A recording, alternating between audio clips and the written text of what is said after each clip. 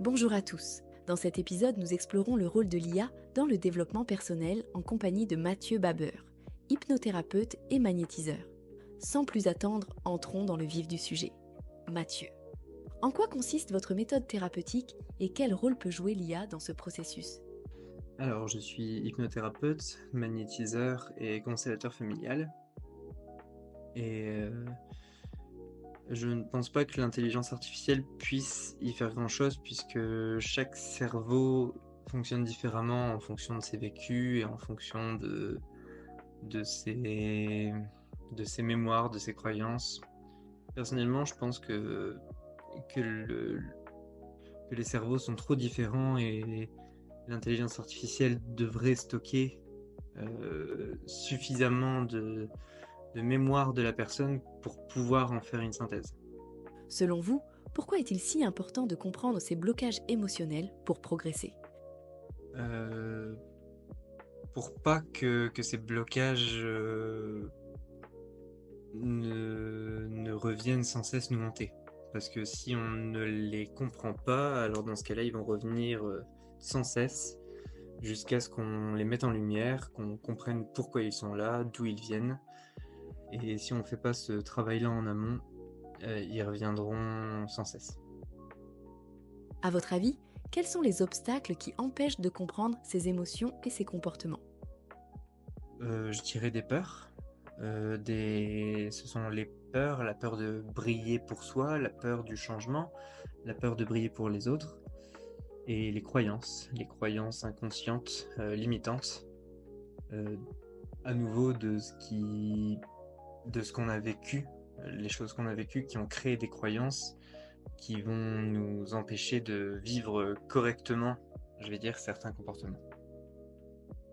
À votre sens, pourquoi est-il difficile de faire une introspection et de suivre son évolution personnelle? Bah, je vais répondre la même chose que pour la question d'avant, c'est la peur du changement, la peur de faire pire que mieux, la peur que son état empire pendant un moment. Euh, ouais, je peux pas répondre plus. D'après vous, comment les peurs et les doutes affectent-ils les progrès personnels? C'est une très bonne question. Je pense que à nouveau,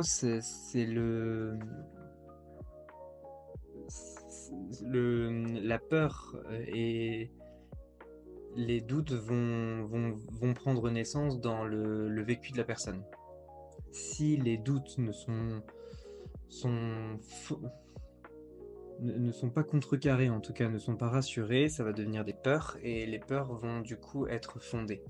Et ces peurs vont prendre beaucoup d'ampleur jusqu'à devenir des vrais blocages.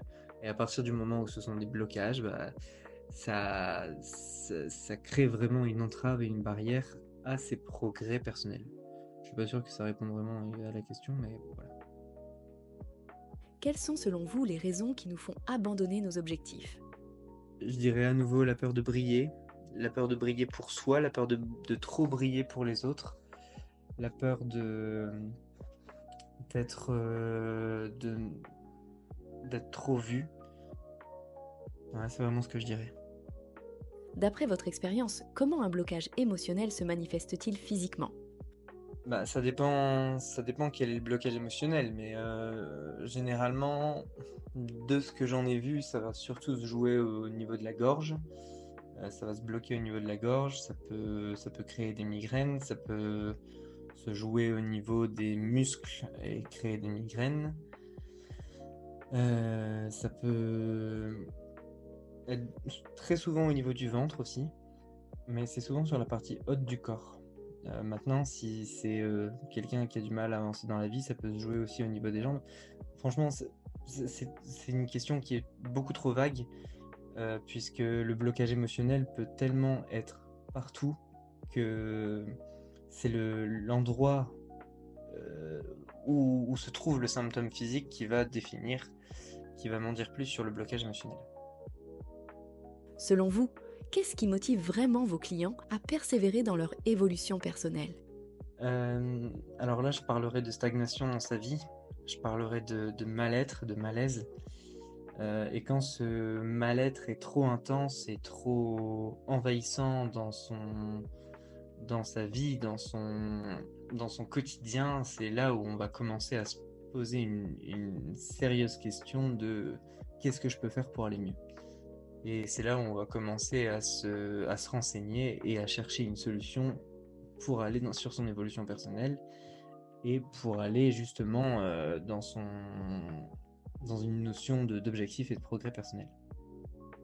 Alors comment peut-on concrètement aider quelqu'un à rester engagé dans son bien-être? Pour moi, on peut pas. On peut pas parce que, c cette personne, elle doit rester engagée dans son bien-être. Nous, on ne peut que l'accompagner, on ne peut pas l'aider. Aider, c'est un terme, qui est beaucoup trop, utilisé, je dirais, à mauvais escient. Maintenant, c'est peut-être jouer sur les mots de la question, mais on est trop, comment accompagner quelqu'un à rester engagé? Je veux bien répondre. C'est lui donner des exercices entre les séances, c'est l'accompagner même entre les séances. Moi, je sais que je crée mes séances pour, je crée la séance avant, je vais créer la deuxième séance pour qu'elle travaille sur la première et qu'elle commence à travailler la troisième, et je vais lui donner des exercices entre les 2. Mais si la personne n'est pas engagée avec elle-même dans son bien-être, moi je peux rien y faire. De toute façon, je le vois parce qu'elle va pas reprendre rendez-vous. D'après vous, quels facteurs psychologiques aident à mieux contrôler sa progression? Heu, je dirais qu'à partir du moment où la personne ressent une certaine stabilité, un certain une certaine stabilité affective même, je dirais, elle commence à s'améliorer. Elle commence à être de plus en plus apte et surtout à entrer dans un cercle vertueux, et là, elle a toutes les raisons de continuer à être dans ce cercle vertueux, pardon. Et elle, ça va l'aider à justement rester maître de sa progression et à vouloir continuer le chemin. Et pour aller encore plus loin, pourquoi est-il important de célébrer ses succès? Parce que si on célèbre pas les succès, dans ce cas-là, on a aucune raison de continuer. On a toujours tendance à se rabaisser à cause de nos erreurs et pas assez de célébrer ses succès, donc je pense que c'est important effectivement. J'accélère un peu parce qu'il y a plus de temps.